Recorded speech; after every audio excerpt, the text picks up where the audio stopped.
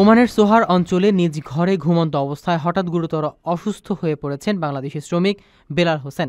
তিনি খাগড়াছড়ি রাঙামাটি থানার পুরান বাজার ৫ নং ওয়ার্ডের বাসিন্দা এবং ওমানে দিনমজুর হিসেবে কাজ করছিলেন। রুমমেটদের ভাষ্য অনুযায়ী রাতে ঘুমের মধ্যে বেলালের শরীরে খিঁচুনি শুরু হয় এবং ঘুঙানির শব্দ শুনে সহকর্মীরা দ্রুত জেগে ওঠেন। তারা তাৎক্ষণিকভাবে বেলালকে নিকটবর্তী সোহার হাসপাতালে নিয়ে যান। হাসপাতাল কর্তৃপক্ষ জানান, বেলাল এখনও অচেতন ও আইসিইউতে চিকিৎসাধীন অবস্থায় রয়েছেন। ওমানে বেলালের কোনো আত্মীয় স্বজন না থাকায় তার সহকর্মীরাই বিষয়টি বাংলাদেশ দূতাবাসকে জানান। খবর পেয়ে দূতাবাসের পক্ষ থেকে দ্রুত হাসপাতালের সঙ্গে যোগাযোগ করা হয়।